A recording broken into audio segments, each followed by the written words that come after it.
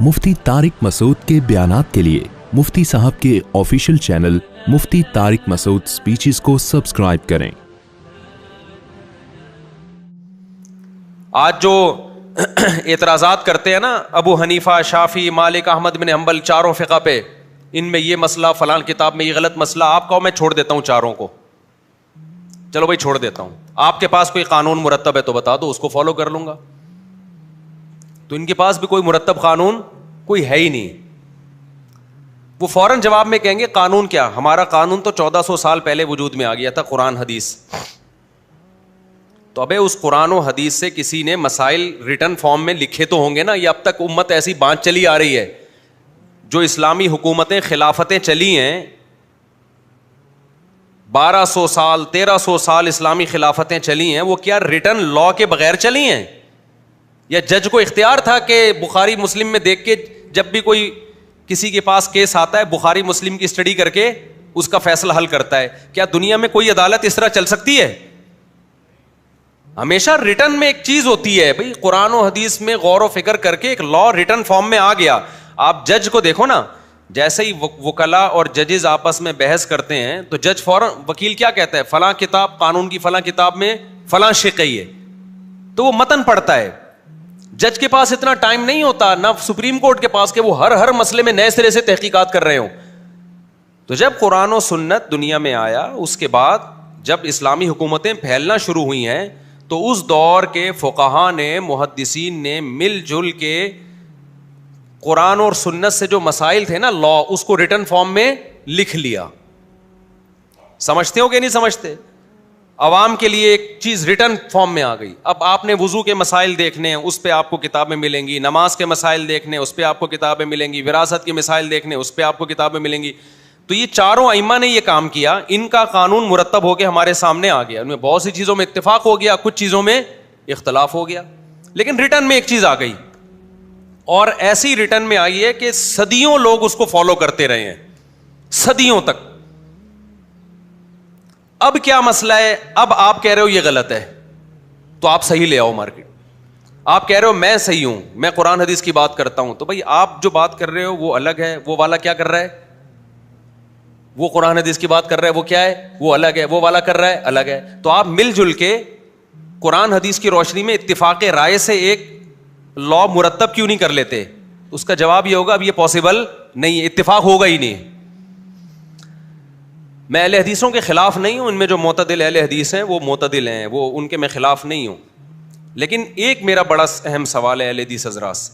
आपने टेलीविजन में देखा होगा, 2-2, 3-3 मुख्तलिफ मकातब फिक्र के लोग बैठते हैं।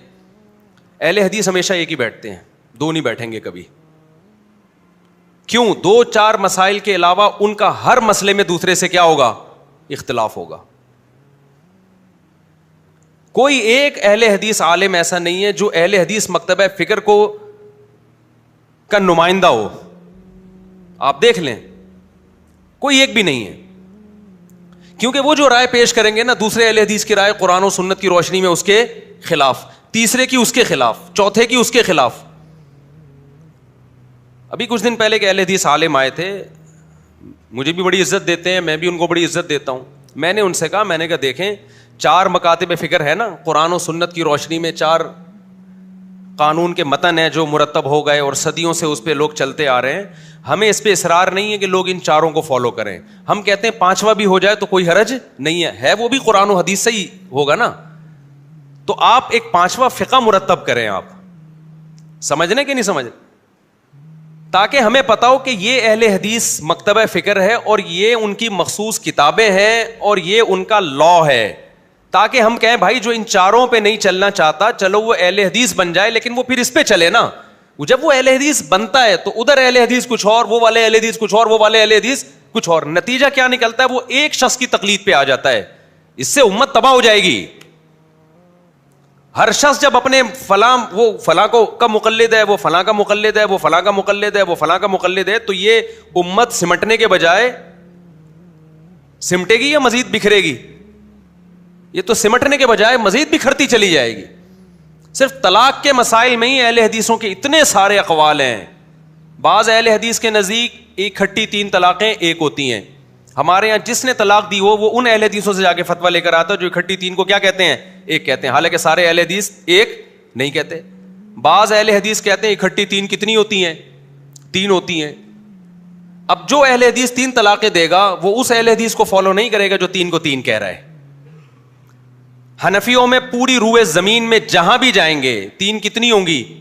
حنفی کے پاس بھاگنے کا راستہ نہیں ہے, شافعی کے پاس بھاگنے کا راستہ نہیں ہے, مالکی کے پاس بھاگنے کا راستہ نہیں ہے, حنبلی کے پاس بھاگنے کا راستہ نہیں ہے. اہل حدیثوں کے پاس بھاگنے کا بہت راستہ ہے. وہ تین کو تین کہہ رہا ہے, چلو وہاں سے چلے جاؤ. وہ تین کو کتنی کہے گا؟ بولو, ایک کہے گا. اور اگر آپ یہ چاہتے ہو کہ آپ کی تین ایک بھی نہ ہو, آپ کو اس پہ افسوس ہو رہا ہے کہ میں نے اکٹھی تین دی ایک کیوں ہوئی, وہ ایک بھی نہ ہو, تو اہل حدیثوں میں ایسے لوگ بھی ہیں جو کہیں گے کہ آپ نے چونکہ بیوی سے ہم بستری کرنے کے بعد طلاق دی ہے لہذا ایک بھی نہیں ہوئی ہے کیونکہ یہ ناجائز طلاق ہے. ایسے لوگ بھی ہیں. یقین نہ آئے تو میں آپ کو حوالہ دکھا دوں گا, میرے پاس کتاب پڑھی ہوئی ہے, بہت بڑے اہل حدیث کے عالم ہیں. انہوں نے کہا اگر کسی نے بیوی سے اچھا دوسری طلاق میں وہ کہتے ہیں کہ اگر پہلی آپ نے دی اور رجوع نہیں کیا اور اگلے مہینے میں دوسری دے دی تو دوسری نہیں ہوگی, پہلے سے رجوع کرنا پڑے گا پھر دوسری ہوگی. یہ بھی اہل حدیث کا مذہب ہے. اور بعض کہتے ہیں نہیں, اگر پہلی سے رجوع نہیں کیا اگلے طہر میں دوسری دی ہے تو دوسری ہو جائے گی. آپ نے حالت حیض میں طلاق دی, چاروں امام اتفاق کرتے ہیں ہو گئی طلاق. لیکن اہل حدیث میں کچھ کہتے ہیں حالت حیض میں تین دے دی تو ایک بھی نہیں ہوگی, بعض کہتے ہیں تین دے دی تو ایک ہوگی. تو بیسیوں اور سب کے قرآن و حدیث کی روشنی میں فتویٰ دے رہے ہیں سب. سمجھ میں آ رہی ہے بات کہ نہیں آ رہی ہے؟ تو یہ لا کیسے چلے گا بھائی, یہ ملک کا قانون کیسے بنے گا؟ تو میں پھر بتا دوں مجھے اہل حدیثوں سے کوئی نفرت نہیں ہے, دوسروں سے ہزار گنا بہتر ہے. وہ بدعتوں کا ارتکاب نہیں کرتے, عقائد میں صحیح ہوتے ہیں. لیکن آپ اگر ایک چیز کی طرف لوگوں کو دعوت دے رہے ہیں تو آپ کے بڑے بڑے علماء مل کے ایک متن مرتب کریں اور بولیں یہ پانچواں فقہ ہے. اگر آپ کہیں ہمارا کوئی فقہ شقہ نہیں ہے, ہم قرآن حدیث کو مانتے ہیں, تو اس کا مطلب بزبان حال آپ یہ کہہ رہے ہو کہ ابو حنیفہ شافعی وہ تورات انجیل کو مانتے تھے, وہ قرآن حدیث کو نہیں مانتے تھے. تو انہوں نے جیسے ایک فقہ مرتب کیا ہے اس پہ لوگ چل رہے ہیں, صدیوں سے چل رہے ہیں. حکومتیں فقہ حنبلی تو سعودی عرب کا آفیشیل قانون ہے. سعودی عرب نے کیوں ججوں کو اجازت نہیں دیتی کہ قرآن حدیث کی روشنی میں فیصلہ کرو؟ سعودی عرب کو پتا تھا 2 دن بھی کنٹری چل نہیں سکے گا, اس لیے کہ ایک کیس اس عدالت میں جائے گا, جج قرآن حدیث سے غور کرے گا, اجتہاد کرے گا, وہ رزلٹ کچھ اور آئے گا. ادھر عدالت میں جائے گا اس کا اجتہاد, اور جج اگر دیانتدار نہیں ہے تو وہ جان کر خیانت کرے گا قرآن حدیث میں.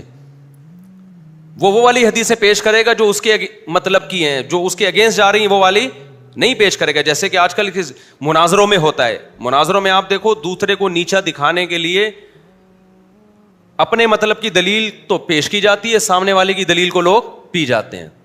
یہ کام ججز کرنا شروع کر دیں گے.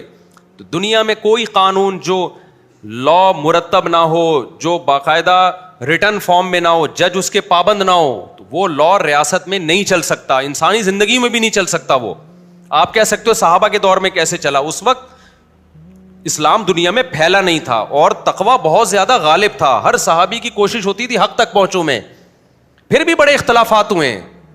لیکن ائمہ مجتہدین نے آہستہ آہستہ ان اختلافات کو کیا کر دیا, بحث مباحثہ کر کے سمیٹ کے کم کر دیا. اب اس کم کو مزید نہ پھیلایا جائے, اب اس کو مزید نہ پھیلایا جائے. تو اگر اہل حدیث حضرات یہ کام کرتے ہیں کہ بھئی ایک مرتب فقہ لے آتے ہیں, تو ہم کہیں گے چلو 15ویں صدی میں ایک قانون مرتب ہو رہا ہے, لیکن ہم پھر بھی اس کو ہمارا ظرف اتنا بڑا ہے, ہم پھر بھی کیا کر لیں گے, ہم اس پہ اصرار نہیں کریں گے کہ آپ حنفی یا شافعی بنو. ہم کہیں گے چلو یار کوئی اگر اہل حدیث فقہ کو فالو کرنا چاہتا ہے تو اس کو فالو کر لے, لیکن کوئی مرتب ہے ہی نہیں. میں نے ایک اہل حدیث عالم ہیں, بڑے میری دوستی ہے ان سے, میں نے ان سے پوچھا آپ اپنے مدارس میں کیا پڑھاتے ہو جب اسلامی قانون پڑھاتے ہو؟ دیکھو قرآن بھی پڑھا دیا, حدیث بھی پڑھا دی, لیکن جب ایک مرتب قانون آپ پڑھاتے ہو بچوں کو, مسائل سیکھیں وہ, تو کون سی کتاب پڑھاتے ہو آپ؟ انہوں نے کہا قدوری جو فقہ حنفی کی کتاب ہے, اور ہدایہ پڑھاتے ہیں جو فقہ حنفی کی کتاب ہے. میں نے کہا وہ کیوں پڑھا رہے ہو آپ بھائی؟ تو انہوں نے کہا ہم تنقیدی نظر سے پڑھاتے ہیں. ہم کس طرح پڑھاتے ہیں؟ تنقیدی. یعنی قدوری کی ایک عبارت پڑھی, اس میں جو عیب تھا جو ان کی رائے میں کہ بھئی یہ قرآن و حدیث کے خلاف ہے تو بتا دیا یہ خلاف ہے. میں نے کہا جب آپ طلبہ کو ایک متن پڑھا رہے ہو, قانون پڑھا رہے ہو, وہ قانون ہی تنقیدی سے ہی شروع ہو رہا ہے, تو ساری زندگی اس کا کام کیڑے نکالنے کے علاوہ کچھ بھی نہیں ہوگا. دنیا میں کہیں بھی ایسا نہیں ہوتا کہ آپ کا اپنا کوئی سلیبس نہ ہو اور آپ اپنے مخالف کا سلیبس نصاب میں تنقیدی نظر سے پڑھانا شروع کر دو. یہ دنیا میں کہیں دیکھا آپ نے؟ میڈیکل سائنس کی وہ کتابیں پڑھائی جا رہی ہیں, فرض کریں ایک میڈیکل یونیورسٹی میں میڈیکل سائنس کی کتاب پڑھائی جا رہی ہے. کون سی کتاب پڑھائی جا رہی ہے؟ وہ کتاب جس سے آپ متفق نہیں ہیں. ٹھیک ہے نا. اب آپ ڈاکٹروں سے پوچھ رہے ہیں کہ پروفیسر سے پوچھ رہے ہیں سر یہ کتاب کو تو آپ مانتے ہی نہیں ہو, آپ یہ کیوں پڑھا رہے ہو ہمیں؟ تو وہ جواب میں کہیں تنقیدی نظر سے پڑھا رہا ہوں. تو آپ کہیں گے سر آپ پہلے وہ کتاب پڑھائیں جس پہ آپ کو تنقید نہ ہو, جس کو آپ صحیح سمجھتے ہو, پھر اس میں درمیان میں آپ تنقید کرتے رہیں کہ بھائی یہ اصل تو یہ ہے لیکن فلاں کتاب میں غلط لکھا ہوا ہے. میں سمجھا پا رہا ہوں اپنی بات؟ تو ہمارے اہل حدیث حضرات کو بھی چاہیے, اور میں دل سے کہہ رہا ہوں, میں اوپر سے نہیں کہہ رہا, کہ آپ ایک فقہ مرتب کریں. ہم نے جہاں 4 کے قائل ہوئے ہیں, ہم 5ویں کے بھی کیا ہو جائیں گے؟ قائل ہو جائیں گے کہ چلو یار یہ بھی جو اس کو فالو کرتے ہیں ہمیں اس پہ بھی کوئی اعتراض نہیں ہے. لیکن آپ یہ ٹھیکیدار بنو کہ ہم ہی ٹھیک ہیں باقی سارے کیا ہیں؟ غلط ہیں. ابو حنیفہ کو قرآن حدیث نہیں کو فالو کیا تھا, انہوں نے پتہ نہیں کیا فالو کیا تھا. یہ ایک بات دنیا مانے گی نہیں, اس لیے کہ 1400 سال سے تو اسی پہ عمل کرتے آ رہے ہیں لوگ. دنیا میں کہیں بھی جاؤ آپ کو یا حنفی ملیں گے یا شافی ملیں گے یا مالکی ملیں گے یا حنبلی ملیں گے, 5ویں کوئی چیز مارکیٹ میں نہیں ملے گی آپ کو. اور امت کبھی بھی گمراہی پہ جمع نہیں ہو سکتی. تو آپ قرآن حدیث کی روشنی میں ایک فقہ مرتب کریں. ہاں میں نے ان کو یہ بتایا کہ آپ قدوری ہدایہ نہ پڑھائیں, آپ اپنی ایک متن کی کتاب لکھیں اور اناؤنسمنٹ کریں کہ آج سے تمام دنیا بھر کے اہل حدیث جتنے بھی ہیں پوری دنیا میں, ان کا متن یہ ہے جس پہ تمام اہل حدیث کیا ہو گئے ہیں؟ متفق ہو گئے ہیں. ان کے دستخطوں ہوتا پتہ ہے کیا ہے؟ مثال کے طور پر آپ نے کتاب لکھ لی, دوسرے اہل حدیث اس کو مان نہیں رہے ہیں لیکن آپ نے اناؤنس کر دیا, تو یہ بھی غلط ہے نا, یہ بھی غلط ہے. آپ نے کتاب لکھی, تمام جو بڑے بڑے اہل حدیث ہیں ان کا اتفاق ہو گیا کہ اب یہ کتاب کیا ہے؟ ہمارے متن کا حصہ ہے, اور یہ اسلامی لا ہے جو ہم نے قرآن حدیث کی ہمیں ان 4 فقہ پہ اعتماد نہیں تھا, یا جو ان کی صحیح باتیں ہمیں لگی ہم نے وہ لے کے ایک نیا نصاب مرتب کر دیا اور یہ ایک فقہ ہے, اب اس پہ آ جاؤ آپ لوگ. تو ہم کہیں گے ٹھیک ہے بھائی, یہ بھی قرآن حدیث کی روشنی میں مرتب ہوا, یہ بھی قرآن حدیث کی روشنی میں. اب آپ کی مرضی, جس آپ مجتہدین کو فالو کرتے ہو یا وہ نصاب جو 15ویں صدی میں مرتب ہو رہا ہے اس پہ آپ کو زیادہ اعتماد ہے, یا آپ جانو اور کون جانے؟ اللہ جانے. ہمیں اس پہ اعتراض, کیونکہ بیسک چیزیں تو سب کی ایک جیسی ہیں. اہل حدیث بھی تمام صحابہ کو مانتے ہیں, ہم بھی تمام صحابہ کو مانتے ہیں. اہل حدیث بھی تقدیر کے عقیدے کے قائل ہیں, ہم بھی کس کے قائل ہیں؟ منہ سے پھوٹنے میں کوئی گورنمنٹ نے پابندی, میرا خیال غلط لفظ, منہ سے بولنے پر گورنمنٹ نے کوئی پابندی نہیں لگائی, اہل حدیثوں کے بھی نہیں لگائی, ہمارے بھی نہیں لگائی. تو اب آپ لوگ بھی بول لو نا. تو ہم بھائی یہ خدا کو وہ بھی مانتے ہیں. میں انڈیا کا ایک واقعہ بتاتا ہوں نا. ایک انڈیا میں ایک مولانا صاحب جیل میں تھے, تو وہ حنفی تھے, تو ان سے کسی ہندو نے آ کے نا تنزیہ پوچھا کہ یہ آپ کا اور اہل حدیثوں کا کیا فرق ہے. اب وہ بیوقوف ہوتے تو وہ کہتے ہیں اہل حدیث یوں کرتے ہیں, ہم یوں کرتے ہیں. تو کہتا ہے تم لوگ تو خود آپس میں اتنا لڑ رہے ہو. تو انہوں نے بڑا زبردست جواب دیا. وہ ہندو یہی چاہتا تھا کہ ان پھڈا سامنے لایا جائے نا. تو انہوں نے کہا کہ دیکھو وہ تھوڑا بہت اختلاف ہے, وہ رفع الیدین کرتے ہیں, ہم نہیں کرتے, لیکن ایک وہ بھی ایک خدا کو مانتے ہیں, ہزاروں کے ہم بھی قائل نہیں ہیں. یعنی اس بیسک چیز میں ہمارا ان سے کیا ہے؟ اتفاق. اصل تو مسئلہ یہ رفع الیدین نہیں ہے, اصل تو یہ کہ تم جو ہزاروں خداؤں کو تم نے بھگوان بنایا ہوا ہے, خدا بنایا ہوا ہے, اتنے بیوقوف وہ بھی نہیں ہے کہ ایک خدا کو چھوڑ کر ہزاروں کو, اور ہم بھی اتنے بیوقوف نہیں ہیں. تو اصل آؤ اس ٹاپک پہ آؤ. تو ہندو چلا گیا. تو بیسک چیزیں تو سب کی متفق ہیں نا. ایک خدا کو ہم بھی مانتے ہیں, وہ بھی ایک خدا کو. ختم نبوت کے ہم بھی قائل ہیں, وہ بھی قائل ہیں, اور ختم نبوت پہ سب نے مل کے محنت کی ہے. ابھی جو بل پاس ہوا ہے الحمدللہ, یہ صحابہ کرام کی جو کی توہین نہیں کر سکے گا کوئی بھی پاکستان میں. تو اس میں اہل حدیث, خاص طور پہ مولانا احتشام صاحب کا تو میں شکریہ ادا کرتا ہوں, احتشام الہی ظہیر صاحب کا. ان کی بھی بڑی اس میں ایفرٹس ہیں, جو اہل حدیث کے بڑے عالم ہیں, اور بھی دوسرے ہر طرح کے تمام مکاتب فکر کی اس میں کوشش ہے.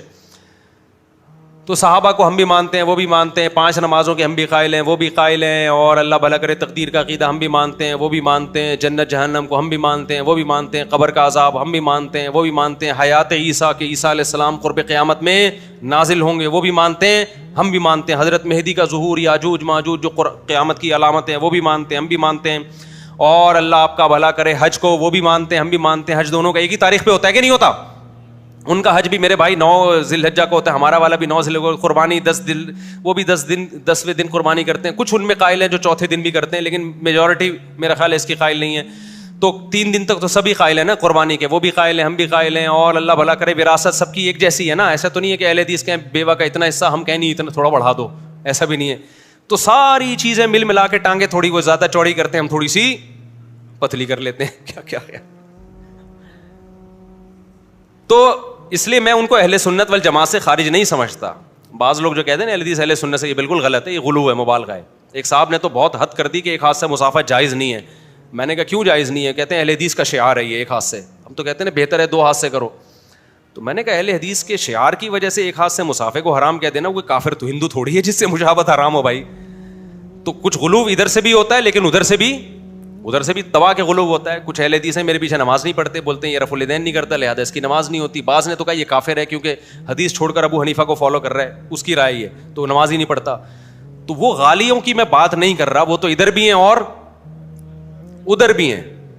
میں معتدل لوگوں کی بات کر رہا ہوں. تو میں معتدل علماء سے ہی مخاطب ہوں اہل حدیث کے, کہ آپ ایک فقہ باقاعدہ مرتب کر لیں, کیونکہ اختلاف بہت زیادہ ہے. یہ جب تک ختم نہیں ہوگا جب تک ریٹن فارم میں مرتب نہیں ہوگا.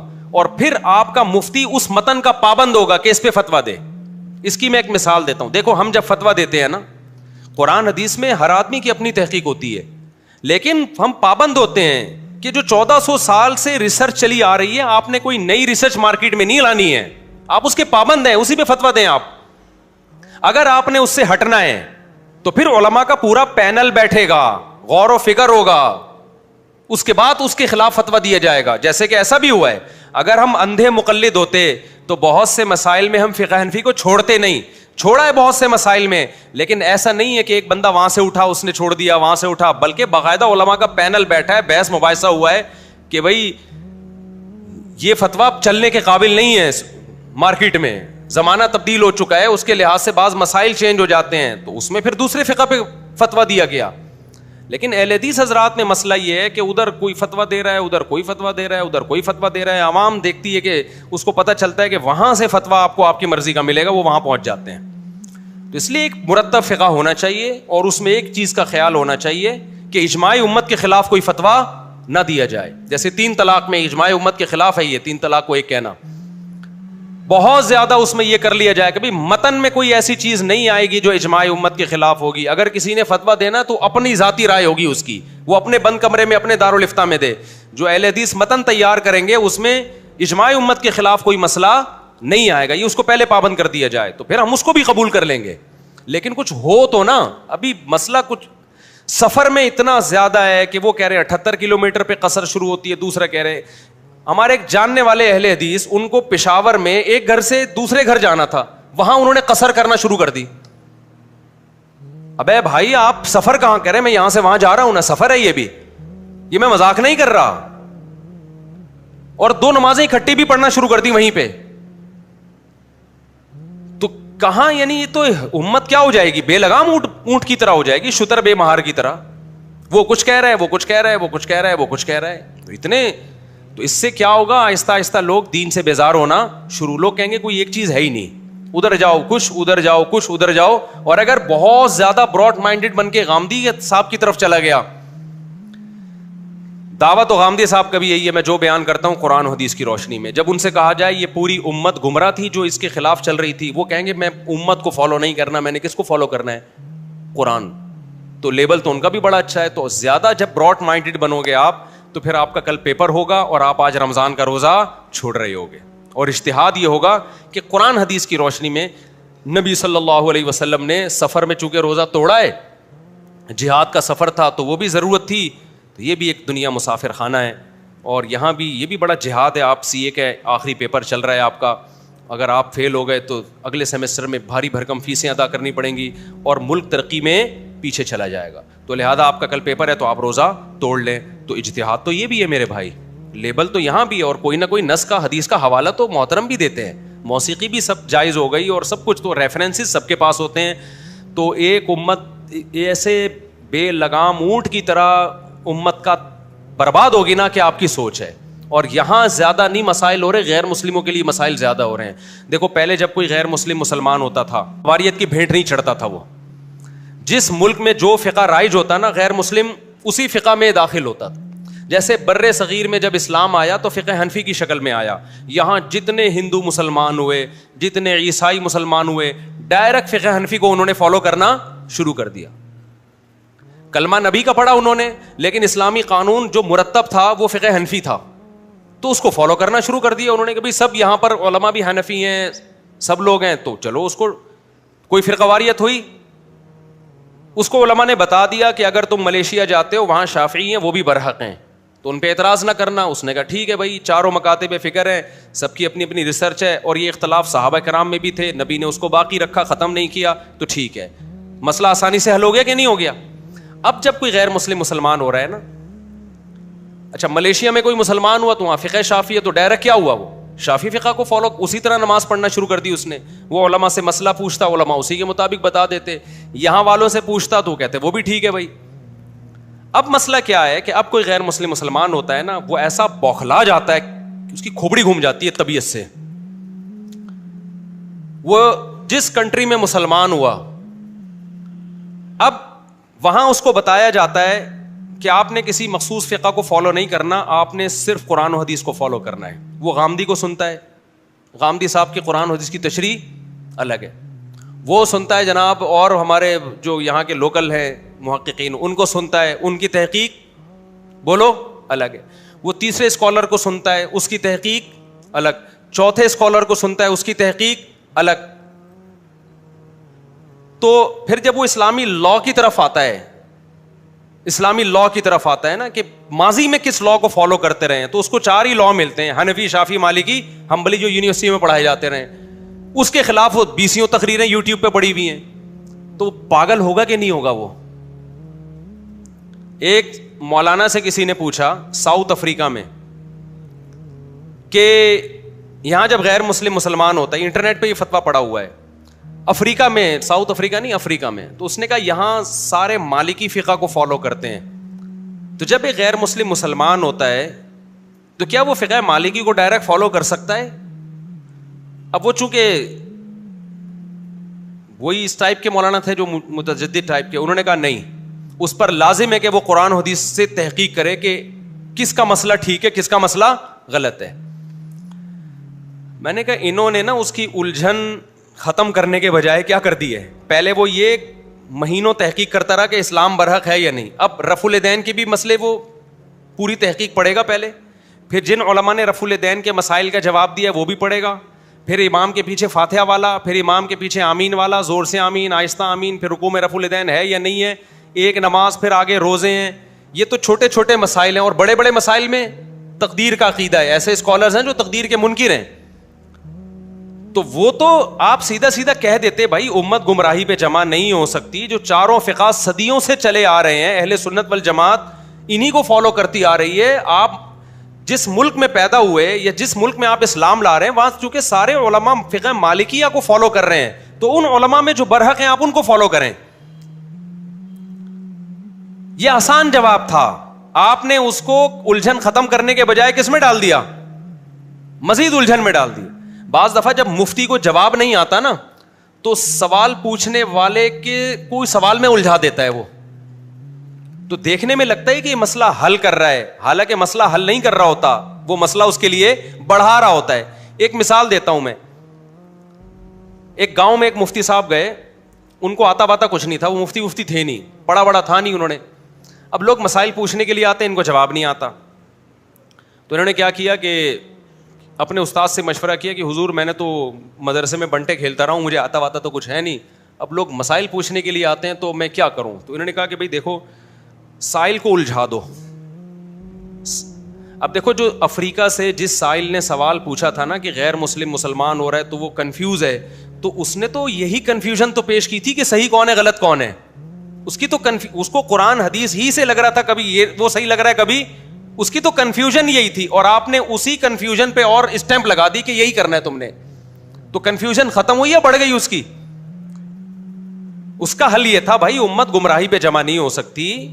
یہ چاروں اہل سنت والجماعت کے مکاتب فکر ہیں, اور یہ چاروں مجتہدین ایسے ہیں, ابو حنیفہ, مالک, شافعی, احمد, حنبل, ان کو پوری امت مانتی ہے, مخالف بھی ان کو مانتا ہے, اور ان کا فقہ حکومتوں میں چلا ہے. 1000 سال حکومتوں کا لا رہا ہی ہے, تو امت اتنی بڑی گمراہی پہ جمع نہیں ہو سکتی.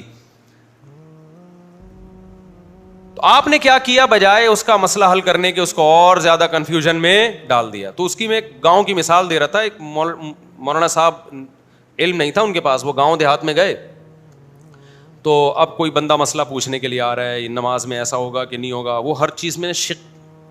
ایک بندہ آیا کہ چوہا گر گیا کنویں میں, کتنے ڈول پانی کے نکال لیں. تو انہوں نے کہا جی اس کی پہلے تحقیق کرو کہ گر کے مرا ہے یا مر کے گرا ہے. ہر ایک کا حکم کیا ہے, جدا جدا. جب تک یہ تحقیق نہیں ہوگی تو مسئلہ حل نہیں ہوگا. اب وہ بیچارہ کہاں سے تحقیق کرے گا, مر کے گرا ہے کہ گر کے مرا. تو اس کی کنفیوژن ختم ہونے کے بجائے بڑھ گئی کہ نہیں بڑھ گئی. آپ اس کو بتا دیتے مر کے گرا ہو یا گر کے مرا ہو, میرے بھائی گر کے مرا ہو تو اول تو کوئی حکم میں فرق نہیں, لیکن فرق ہوتا بھی. احتیاطاً اتنے ڈول نکال دو. ہمارے پاس جب مسائل آتے ہیں نا, لوگ سوال پوچھتے ہیں, بہت ساری شقیں ایسی ہوتی ہیں جو قابل تنقیح ہوتی ہیں. تنقیح کا مطلب اس کو سمجھنا ہوتا ہے. تو میں نے جو میرے ماتحتی میں کام کر رہے ہیں ان کو میں نے کہا ہوا ہے کہ کبھی بھی ایسا نہ کرو کہ سوال پہ سوال لکھ کے بھیج دو مستفتی کو. سوال پہ کیا لکھ کے بھیج دو کہ آپ نے یہ سوال پوچھا ہے لیکن اس پہ چند سوالات اٹھتے ہیں, یہ سوال کا وہ, اور مصیبت میں پھنس جاتا ہے. میں نے کہا سیدھا سیدھا, تبھی میں جو بھی سوال جمع کرتا ہوں فون نمبر ڈلواتا ہوں اس میں. میں نے کہا سیدھا سیدھا آپ نے فون کر کے اس سے جو چیزیں آسانی سے جواب دے سکتا ہے لکھ لو, جن کا جواب آسانی سے نہیں دے سکتا وہ اس کے بس میں ہی نہیں ہے, بعض چیزیں نہیں پتہ ہوتی, تو ان کے بارے میں لکھ دو اس کا مستفتی کو جواب معلوم نہیں ہے. اور اس کو ٹو دا پوائنٹ بات کرو اس کے سامنے, شقوں میں نہ ڈالو اس کو. کچھ چیزیں تجربوں سے سیکھتا ہے نا انسان, وہ پڑھ کے اور بوکھلا جاتا ہے یار یہ تو. اب مثال کے طور پر جبری طلاق کا ایک مسئلہ کچھ دن پہلے آیا, تو ہمارے جو شاگرد ہیں نا اس نے جواب لکھا کہ اگر بہت زیادہ دباؤ تھا, جبری طلاق زبان سے دی جائے تو باہر صورت ہو جاتی ہے, ریٹرن دی جائے تو جبری طلاق نہیں ہوتی, لیکن جبر کی کچھ کنڈیشن ہوتی ہیں. اگر بہت زیادہ دباؤ تھا تو طلاق ہو گئی ہے, بہت زیادہ دباؤ نہیں تھا تو طلاق نہیں ہوئی. میں نے کہا اس کے پاس کوئی ترازو رکھا ہوا ہے جس میں وہ دباؤ کو ناپے گا بیٹھ کے, اتنے کلو دباؤ تھا تو ہو گئی ہے, اتنے کلو دباؤ نہیں تھا تو نہیں ہوئی ہے. بعض دفعہ یہ جواب لکھ دیا جاتا ہے کہ اگر یہ ڈر تھا تو ہو گئی, اگر مگر کر کے نا. میں نے کہا بھائی آپ اس کو فون کرو, کراس کوشچن کرو اس سے کہ آپ کو کیا خطرات لاحق تھے اگر آپ ریٹرن طلاق پہ سائن نہیں کرتے. آپ اس کو یہ نہ بتاؤ کہ ہم جواب لکھنے کے لیے پوچھ رہے ہیں, آپ اس کو بلا لو یہاں پہ, اس سے پوچھو. اگر آپ کو لگے یہ جھوٹ بول رہا ہے اس کی بیوی کو بھی بلواؤ, تاکہ اگر جھوٹ بول رہا ہے وہیں پکڑ لے اس کو.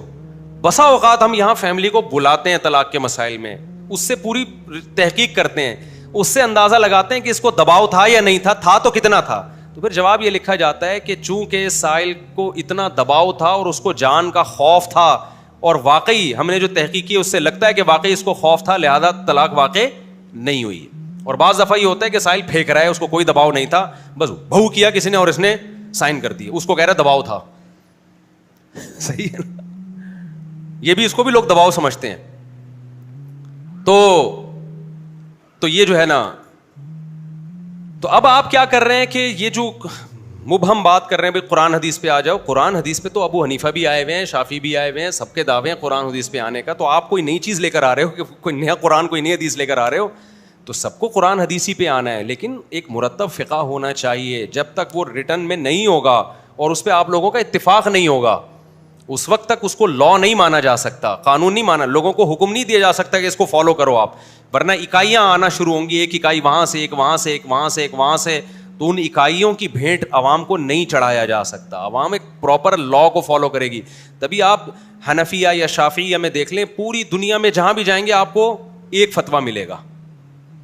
پوری دنیا میں جہاں سے بھی آپ شام کے حنفی علماء سے فتویٰ لیں ایک ملے گا, یہاں سے فتویٰ لیں, انڈیا سے لیں وہی ملے گا, آپ بنوری ٹاؤن سے لیں وہی ملے گا, جامعۃ الرشید سے لیں وہی ملے گا, پنجاب سے لیں وہی ملے گا, ترکی میں دارالفتہ میں لیں وہی ملے گا. الا یہ کہ جدید مسائل, وہ جدید مسائل ہیں ان میں اختلاف ہوتا ہے. قدیم تو پہلے طے ہو چکے ہیں سارے, اب اس میں نئے سرے سے عوام کو ڈالنا, اس سے امت میں بجائے اتفاق کے کیا ہوگا, مزید امت ٹوٹے گی.